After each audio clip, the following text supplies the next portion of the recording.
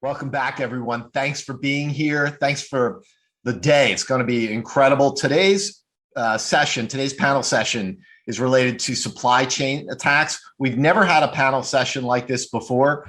I think this year we decided it was a discrete enough topic to cover. So hopefully you'll have some questions. We have real experts, really an extraordinary group. I know that I say that every time, but listen to who we have here and see if you agree with me. Let's start out with the bio of our moderator. That's Bill Ridgway, and you'll read in his bio that he's a partner at Skadden who advises clients on cyber, IR, national security, in addition to variety of matters, including crypto, blockchains, digital assets, which is starting to really creep into our field.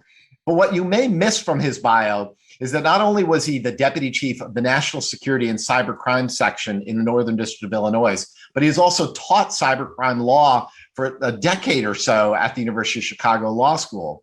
And also that when he was a prosecutor, his cases included successful prosecution of a member of the notorious Null Crew, a group of computer hackers who carried out a series of cyber attacks in the US and throughout the world, and they publicized and humiliated and ridiculed their victims on Twitter. He prosecuted online piracy, document fraud rings, and even the leader of the Mexican Zetas cartel and his associates for money laundering.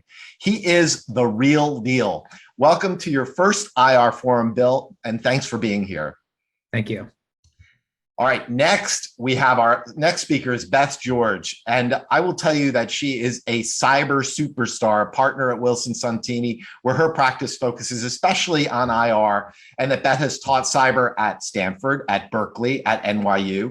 But what you might not see from Beth's bio is that she has worked on cyber at senior levels across the US government, probably more than anyone else today. DOD, NSD of DOJ, FBI on their own internal privacy and data security guidelines. Also, White House counsel helping to manage the OPM breach. 4 different parts of the executive branch. I think, again, the only one here with that combination, and certainly the only one here who just got off serving with the Biden administration as the Department of Defense's acting general counsel and principal deputy general counsel. Beth is what you get when you mix Sarah Connor with Furiosa and put them together in IR. We are so happy to have her here as part of the forum. We want to thank her for her service. She had a 1-year-old child in the middle of the pandemic, got a phone call on January 6th, and started right off after that. So Beth, so great to have you back. Can't tell you how happy we are. Welcome. Thanks, John. Next up is Dan Greene of Beckage. And what the bio of our next speaker will tell you is that he's a multifaceted IR and litigation partner at the Beckage law firm, whose expansion, Beckage LLC, across the country this past year has been nothing short of astounding. And this is a firm essentially primarily doing cyber and data breach work, the brainchild of Jennifer Beckage. And what you may miss from Dan's bio, though, is that he's kind of the Billy Beane of incident response, the GM of a baseball team who also played baseball in the majors. Before joining Beckage, Dan helped lead a public sector venture capital investment portfolio, creating hundreds of jobs for high growth startups. And then he joined one of the startups. So it's Dan's first time, I think, at Masterclass, and we couldn't be more thrilled that he's here. So welcome, Dan. Thanks, John. Good to be here. Excellent. And our next speaker is another first for the IR firm Masterclass. And wow, what an impressive individual. You can see from Todd Renner's bio that he served for 20 years in the FBI, fighting terrorism, cybercrime, and a broad range of other threats for all of our safety and security. But what you might miss from Todd's bio is that he was embedded with the NSA, not just the NSA, but he also led the FBI's international cyber operations in the UK and Ireland, responsible for 56 FBI field offices, and served in the embedded role with UK and Irish law enforcement intelligence officials. How cool is that? Oh, and one more thing. Todd is a real technologist, having a degree in computer science and having also worked once as a software engineer at Raytheon. So thanks for being here, Todd, and also thank you for your service. Thank you for having me. I look forward to this conversation. Excellent. All right, Bill, take it away. Can't wait to hear what you guys are up to. Great. So I'm really excited for this panel. And frankly, I'm just excited to hear from these panelists on supply chain and supply chain risk, which is like this buzzword and this significant issue that has emerged. But at the same time, because it's a buzzword, sometimes we don't know precisely how to define it. And what do we think of supply chain issues? And I guess at a rudimentary level, we tend to think about it as, some sort of compromise that is caused by a provider or some sort of security vendor that is in your system, or there's a reliance on some sort of third party that is causing some sort of disruption to your operations. But I guess maybe to start things off and table set for this group, I want to think about how should we be thinking about supply chain issues? Is there something we should be mindful of when we think of this buzzword, as we think about it from your vantage point? How should we be thinking about this topic from a definitional standpoint? So open it up to the group to start off with that table setting question. Beth, you want to jump in? Sure. Sure, Bill, thanks. So I think, when we think of supply chain attacks, it's sort of hard for us to say where it begins and where it ends, right? I think what we're traditionally talking about here is when the software has been compromised at some point in the development of it. So thinking of SolarWinds, where there was an injection at some point in the development of that software that created a backdoor, and that software then became the ability to, actually had the command and control technology within it. But I think we're also thinking about weaknesses within your supply chain, right? So Log4j was open source. It was just a mistake that was made in the coding. But once it was imported into your system, it created a huge vulnerability. I think we distinguish between these and say your average sort of vendor breach, where your vendor didn't, keep its security as where it didn't have, for example, multi-factor authentication, and one of its individuals was breached. And so then they could reach into your system. And I'm sort of thinking about Okta right now. I wouldn't think of that necessarily, even though it sort of creates an opportunity to get into your system, particularly because it's such a security focused software. But that breach wasn't a fundamental problem with the software itself. Instead, it was a weakness in the security around Okta. That's generally how I've been thinking about supply chain attacks. But I'd be curious about other people's views. I think that's sorry, Bill. The other side of it that we've been talking about as we're getting ready for this panel is the response to it, and how we have divergent sort of fact patterns of if it's a vendor that's affected versus a software, but then are there similarities in the response to that moment in time, whether it's a commodity being held up or whether it's a search for how your software implementations may or may not be affected. You still have the downstream, and I think later on we're going to talk about hysteria, but you have the downstream impact of a lot of parties, a lot of conversation, both public and private, that are trying to address what do we do about this?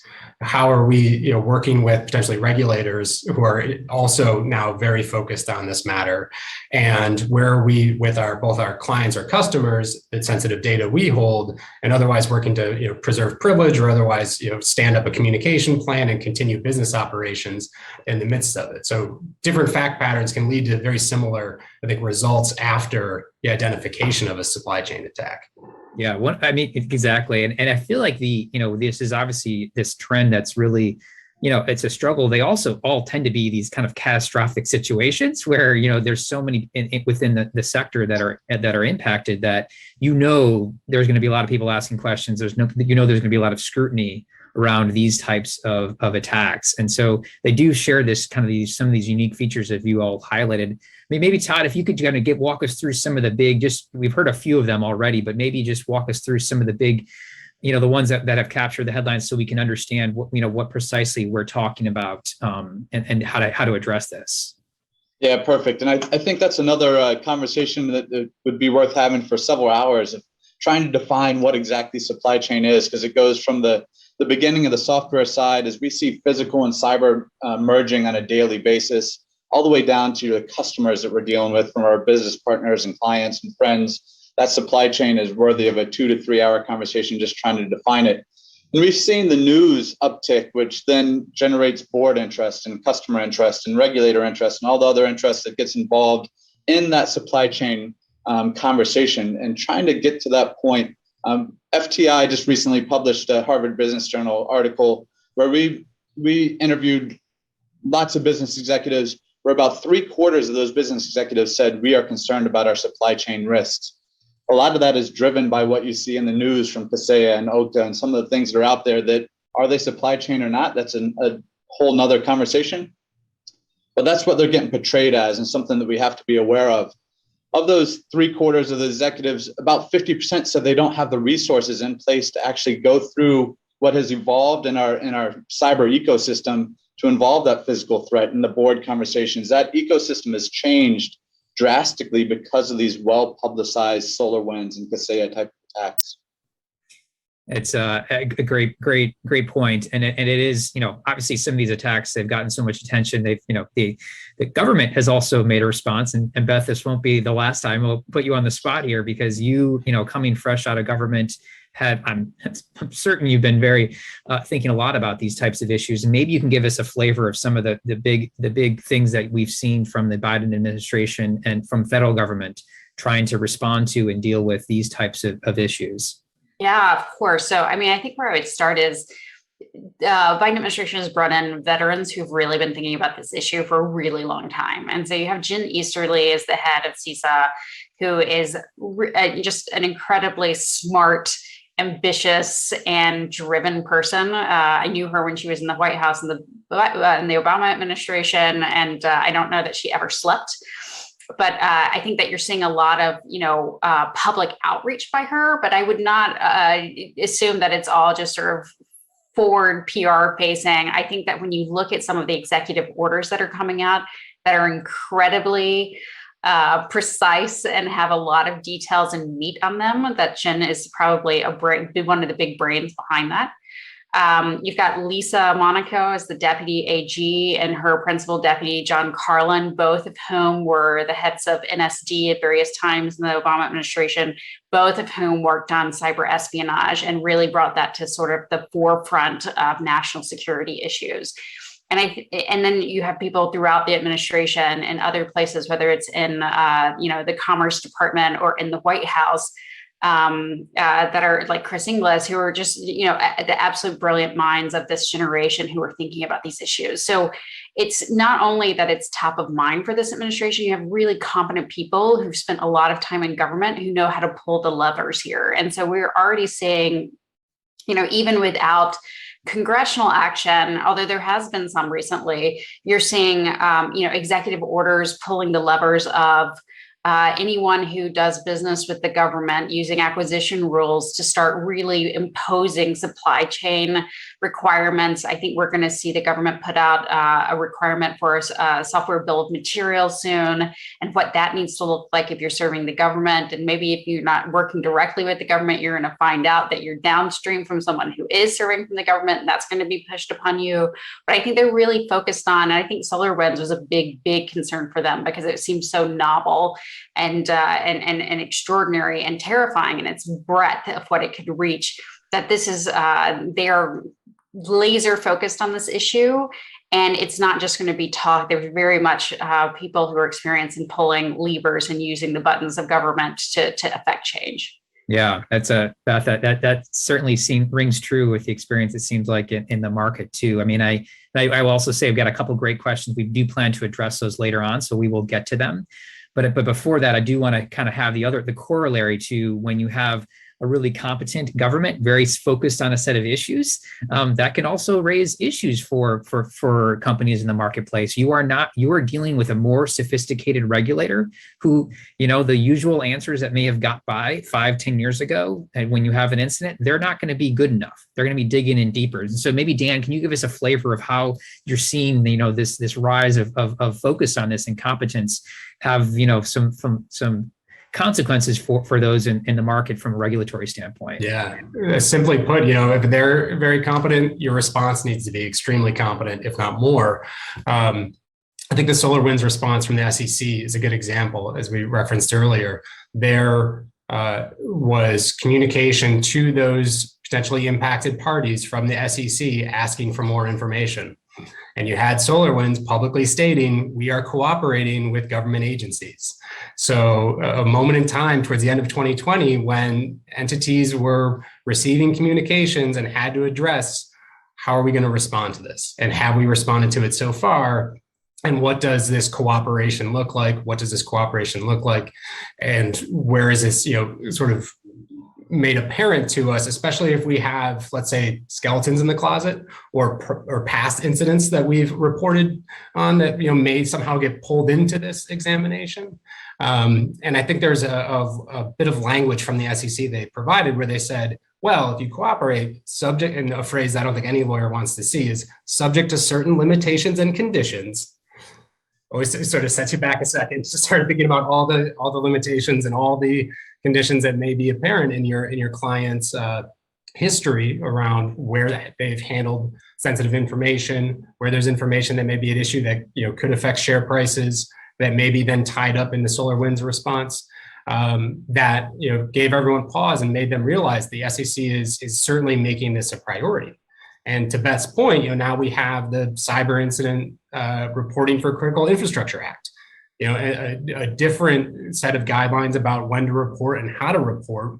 I think it's within 72 hours to CISA and DHS, and if ransomware payments are made within 24 hours. So you're balancing different timelines, different entities and agencies and their priorities, also trying to remain cognizant of what kind of information sharing any agencies may be doing. And at the same time, if it's a very public supply chain attack, dealing with all the noise that comes with that at the same time. So the examples abound, but I think both the response to SolarWinds has sort of caught everyone's attention and understanding of the SEC's prioritization of these sort of matters. And now we also see legislation that is backing up that there will be other agencies paying a lot more attention to who's doing what and how they're responding to incidents like these. Yeah, Dan, I'm glad you raised the SolarWinds, the SEC sweep, because I think that was very much a wake-up call for a lot of companies, because I feel like a lot of clients saying, well, we had this, we had this vulnerability.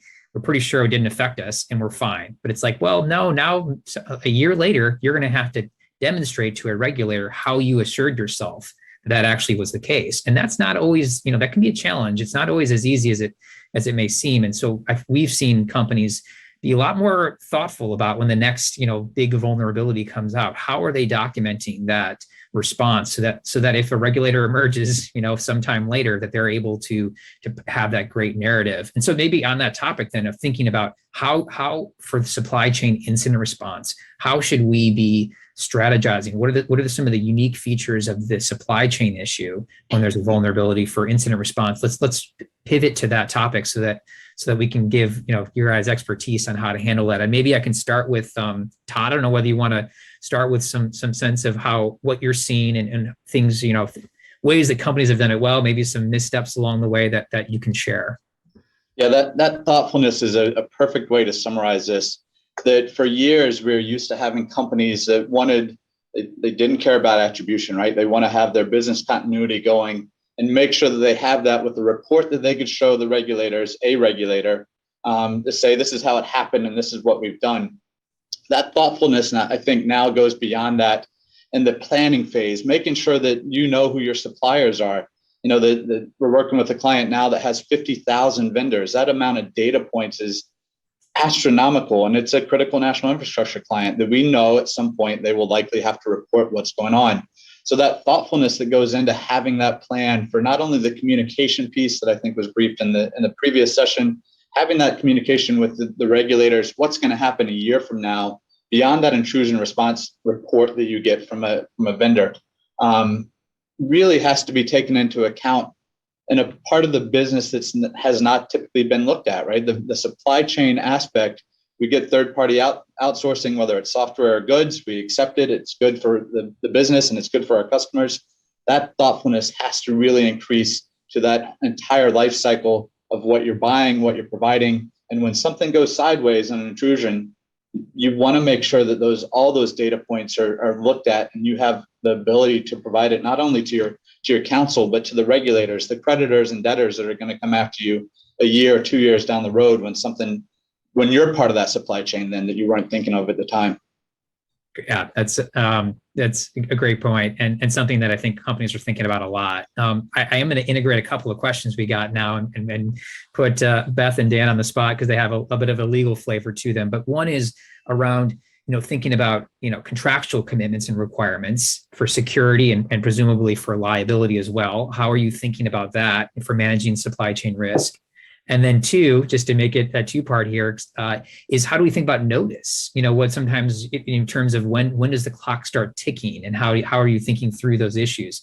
Kind of hard to do in the abstract, but maybe just thinking about, you have notice of a compromise versus notice that it actually impacted you versus notice that, knowledge that, you have maybe people who could have been affected. So maybe you could tackle a couple of those as you think through how do we handle incident response from the kind of with that legal vantage point for supply chain issues. So I'm going to open it up to see who wants to take it first, but then then I'm going to put both of you on the spot for that one. Beth and I have already sort of talked about this, so I'll jump in with the contract side of things. And because I posited, well, can we have some much more detailed contracts and terms that lay out exactly, when we're talking to about a supply chain software integration or a supply chain vendor, what's expected of them in response to these sort of incidents, and how can we, build out that section to really make stronger commitments, shift any liability, mitigate the risk to our clients. And then Beth came back, and I'll turn it over to her with, I think, a very appropriate response of how the market really works. So, my experience is when you have a client that's a B2B client versus B2C, sort of doesn't matter what's in the contract, right? What it matters is this client important to me, and how am I going to retain my relationship with them, right? So, there's what we say in the contract, and then there's what we need from a business perspective. And oftentimes, no matter how carefully the lawyers have drafted the lack of liability into the contract, the sales team is really driving the conversation of how much information we're going to be providing, what concessions we're going to be making, and so forth. And so I think as much as we lawyer into this, we have to think about sort of the reality of the business side for our clients. And that's the other piece, sort of to answer and bridge Bill into the second part of this question about notice.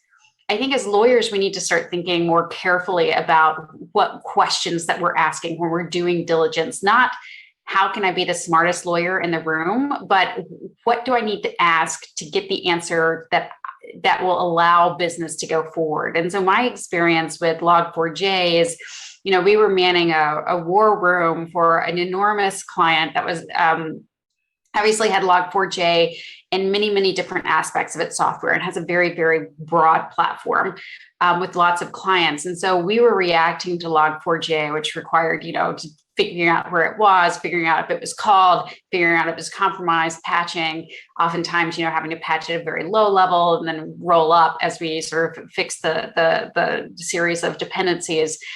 And perhaps the most frustrating piece that was coming in were, requests from clients or customers about, are you affected by Log4j? And instead of it being, am I, the customer, affected by Log4j? Have you been compromised and have you been patched? Which was really all the customer needed to know. We started getting questions about, when did you first install this version of Log4j? When did you patch this version of Log4j? Did you take these steps? Did you take those steps? None of which, it seemed like we're just trying to be the smartest people in the room asking the questions. But the reality was, one, some of the questions were so complicated, they weren't really helpful because it was drafted by lawyers who clearly didn't understand that you could have that version of Log4j in your system. And if it wasn't called, it couldn't be executed or exploited. And so then we were trying to thread the needle or go back to the engineers who are working on it and saying, we got it. We understand that it's not called, but they have these additional questions. Even though it wasn't called. And so instead of sort of answering the simple question that needed to be answered, which is, am I affected or could I be affected? We were chasing after, a series of questions that weren't important, and it delayed our ability to move as quickly as we'd want to be. And again, that's sort of lawyers getting in the way of business. I think that when we think about diligencing these things and notice, let's not try to be the smartest person asking the most engineering questions in the room. Let's think about what it is that our clients need in order to move forward with their business. Yeah, Beth, I'm so glad you addressed that. You actually, I think you knocked out about 4 questions here that just came in that were related to.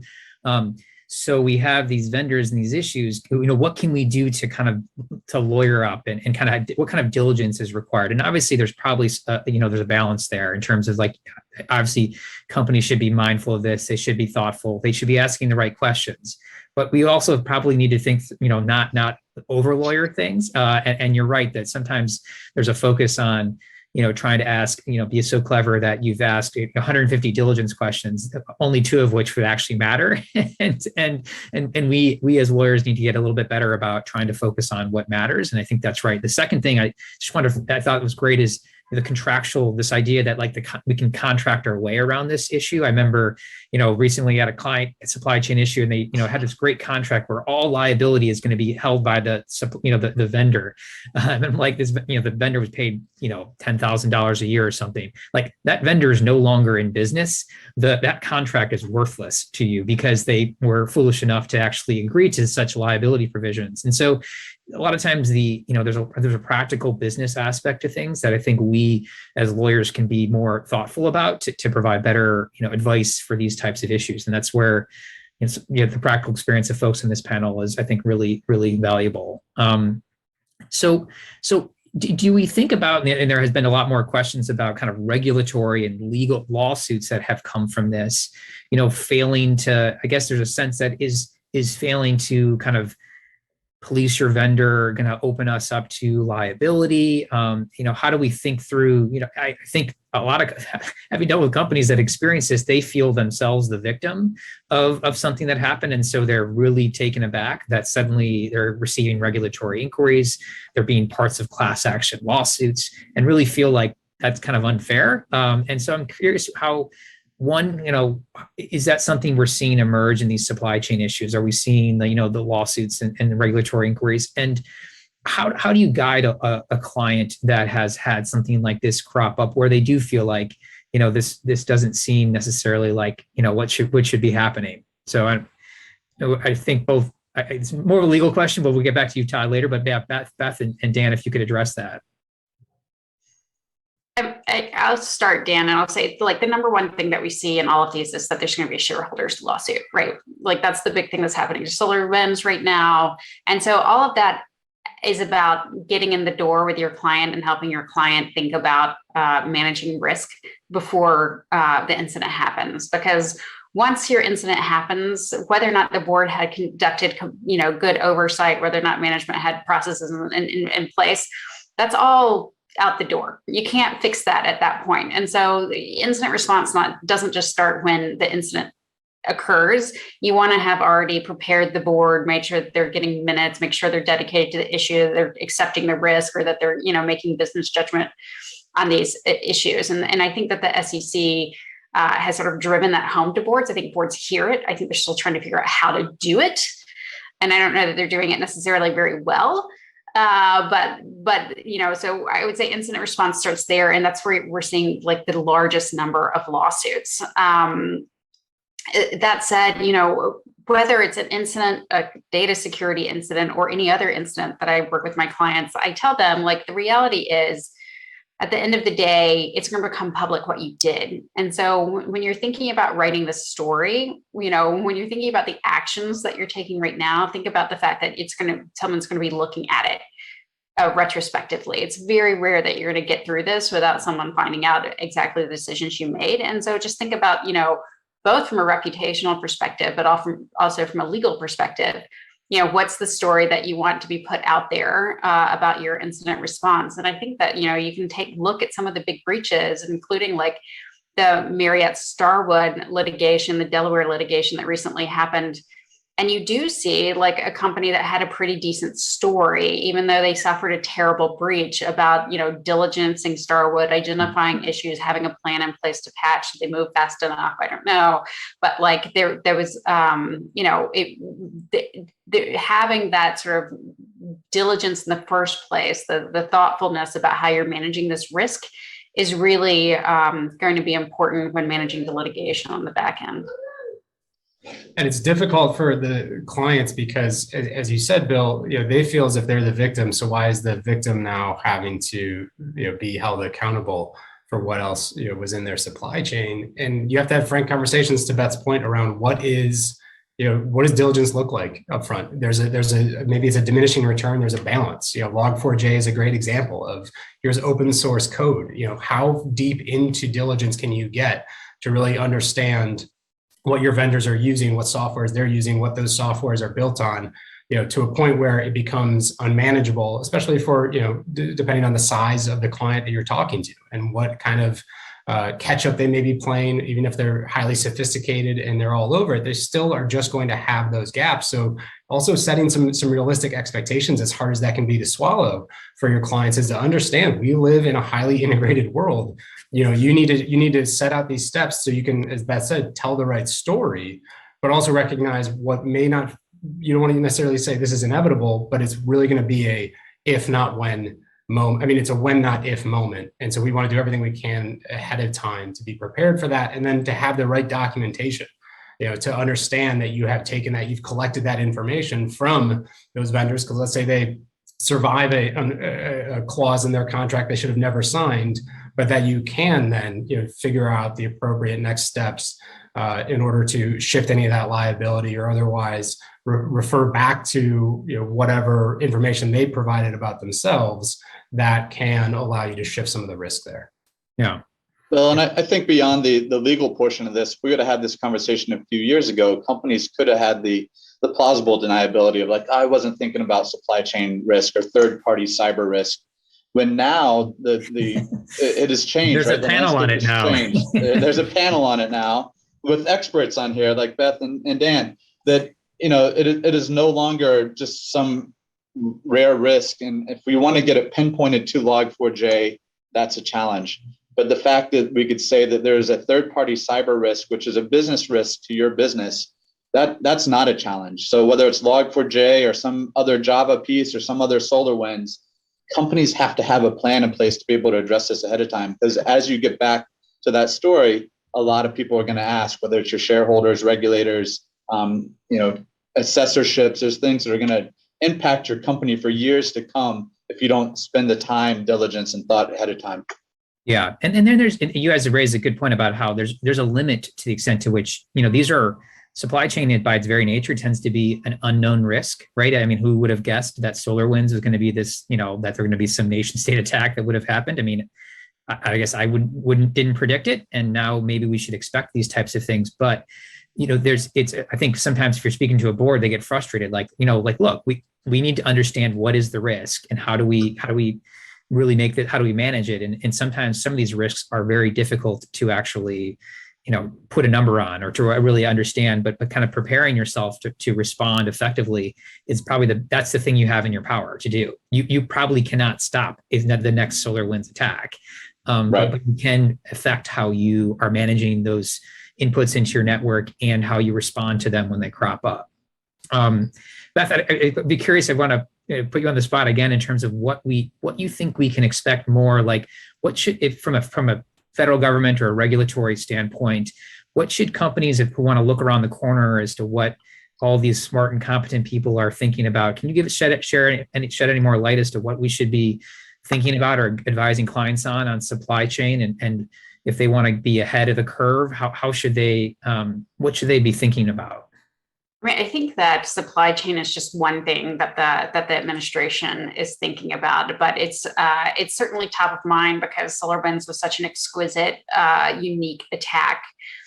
But I think that in general, what the government is going to react to is that there's a failure in the marketplace for the businesses to understand what is on their systems, right? First, 10 years ago, we were saying you need to know what data that you have, right? Because we were concerned about PII and we were concerned about, why are you encrypting data at rest? Are you encrypting it in transit? Now the question is going to be, what software do you have on your systems? And for every, major, cybersecurity framework, whether it's NIST or CIS 20, or I guess it's CIS 18 now, one of the first things they ask is, know your assets. Not just hardware assets, but also software assets. What are all the applications on your system? I think companies have to start thinking about, what is the software on our system? Is it coming from a trusted vendor? How do we manage that software?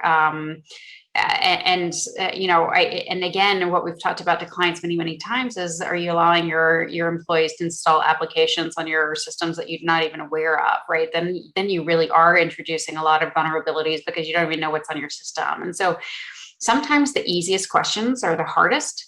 And so what software do you have on your system? I don't know that many companies, if any, in the United States could actually answer that question, not down to the detail that people are expecting them to be able to answer it. And I don't know that how much sympathy there's going to be coming from the government for much longer when you say, well, we just didn't realize, right? I think that this is going to be an area of increased diligence, not just what data do you have and how are you protecting it, but what software you have and how do you know it's doing only what it's supposed to be doing. Yeah, got it. So a couple of questions have come in. We've got some more on the contractual provisions that maybe if you want to circle back to, like, what are the must-haves, even if we have a world in which, we can't lawyer away everything, and we'll be curious if you have thoughts on that. And the second is the SEC disclosure, the proposed rules about trying to come, within 4 days of the materiality determination. How do you see companies thinking about or preparing for that? I mean, it has a flavor of supply chain because in many of those supply chain attacks, it's very high profile. There's a lot of people who are focused on it, but sometimes it takes a while for an organization to understand whether they've been impacted. So maybe you can kind of overlay that potential rule and how that may, what companies should be thinking about ahead of time so that they are ready if that comes into place. I think we can start with the contracts because that's usually, influenced by what regs are out there. Even though you may find yourself responding to a supply chain attack and trying to speak to another entity and realizing where you are in the pecking order of the size of their clients, as Beth noted, and maybe you're not the top, but you're in the top third. And understanding that, it doesn't mean you don't necessarily want that language there to your benefit. To be able to rely back on. And you also don't want to be responding and understanding what those terms mean for the first time in real time. So to understand as part of your vendor management program, as part of your diligence, what's in your contracts, what you're afforded as far as notification and what amount of information you can expect when, will certainly help organize your response, and then making sure that you've walked through it, making sure your board knows what those expectations are, making sure your management knows what those expectations are, that your legal team has them in hand and ready to go, so that you can start leaning on those necessary parties to get that information. And that is going to then inform whether or not you're at that point where a regulator notice is appropriate. The real struggle can be, as Beth said, if you have someone in front of you in line who is not asking objective-oriented questions, but just every question they can think about, they're sort of slowing things down, right? We've seen bandwidth issues from impacted parties where everyone on deck from the impacted team is trying to respond to everyone else, every customer, every client who's calling in, whose attorneys are calling in, who's trying to get their attention. And with that scrum can come, real unnecessary delays because lawyers are over lawyering it and they're not thinking of the business objectives. And the business objective is to deal with the regulators, to deal with their customers and their clients, to deal with their environment in the most effective way, and then move on to the next objective, which may be assessing whether or not there's sensitive data or other PII that requires notification and other downstream items. So I think, being armed with those, being organized with those, and then working through what a supply chain attack looks like to your entity, not just a standard incident response plan, practice session, but something that is more thoughtful and thorough as far as how will we respond when it's not us, but a vendor. Because the easy road, I think we're establishing just with this panel's existence, the easy road isn't to say, well, it's with them. Whenever I hear from them, it's fine. It's not our deal. It's on them, right? That's no longer the case. Maybe it never was, but we're certainly seeing the regulators establish that it's not the case. So I think a little bit of practice and having those terms are a great start to get to the point where that you can then assess when you're going to be identifying. We've hit that moment in time where we think it's time to file something with the appropriate regulator. Yeah, Dan, I feel like I'm glad you mentioned the contracts part, because a lot of the 48-hour, 72-hour deadlines all get a lot of attention, but I feel like most of my incident response timelines are driven by, very, very aggressive contracts that our clients have with that have to notify immediately, or things language along those lines, and that can become just as burdensome and actually sometimes more burdensome. So good to be thoughtful about those issues. I don't know whether, Beth, you want to take on the SEC point, or anything related to kind of managing disclosure obligations, or at least anticipated disclosure obligations that seem to have a bit more of a timeline than before. Yeah, I mean, I think that the SEC rules that have come out, their proposed rules are incredibly aggressive. I've been watching the comments coming in, and they're not particularly pushing back on the aggressive timeline. So I'm interested to see if people come in the last hour, to their last week here of notices of comments to see if they weigh in. The SEC could very much become the tail that wags the dog here, right? If we're notification of a material incident to the SEC under the SEC regulations, changes when you're actually talking to the market about these types of incidents. So I think that they're a major regulator here. They've been looking at this for more than a decade, and they're sort of coming out with sort of pretty aggressive, perhaps overly aggressive rules here.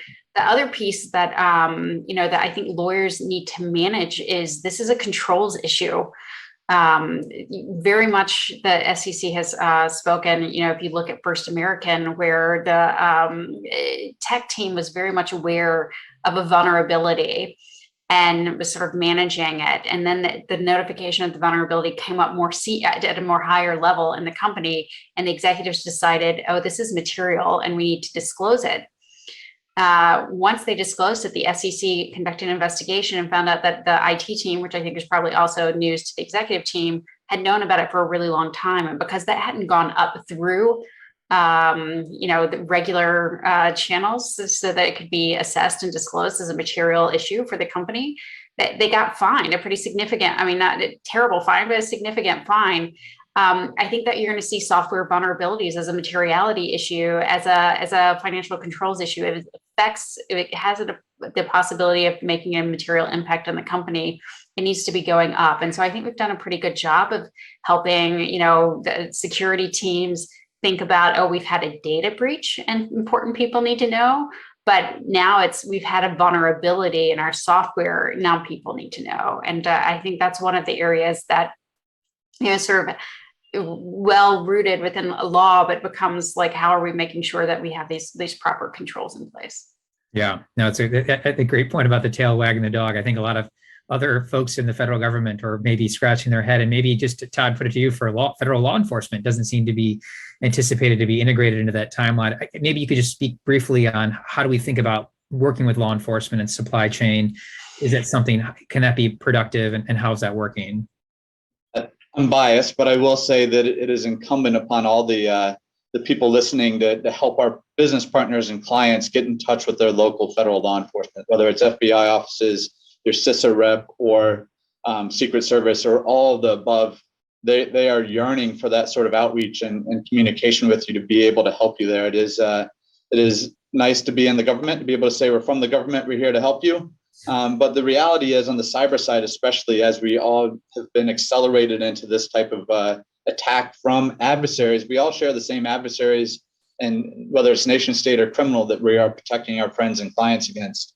And so the federal law enforcement side wants to be involved there. And I think, to one of Beth's point, what that helps with is a third party view of coordinating with the technology teams. And I'll put the technologist hat on, is that we have to continue to push our clients and friends and business partners to have those tough communications with our technology teams, whether it's IT, whether it's our chief risk officer doing it, or CISO or CIO. We have to keep integrating them into our conversations for risk, for third-party risk, and for business continuity, because there are things at the tech team, and there's still, even though it's 2022, there's a translation piece that happens between what happens in the server room and what happens in a boardroom. And those conversations have to keep happening. Federal law enforcement could certainly help with those sort of conversations as well. Yeah, it's supply chain issues by definition almost always there's information gaps and lack of information for companies affected. And the hope is that federal government is going to be assisting companies with handling that. I know we're close to our time. I want to at least give the opportunity for folks to give a quick takeaway, like one thing they should be thinking of supply chain, and maybe just 10 seconds, seeing that I have we're close here with Bruce appearing. I would just say, if you think you're not spending enough time on it, trust that instinct, spend more time on it. It's good. Great.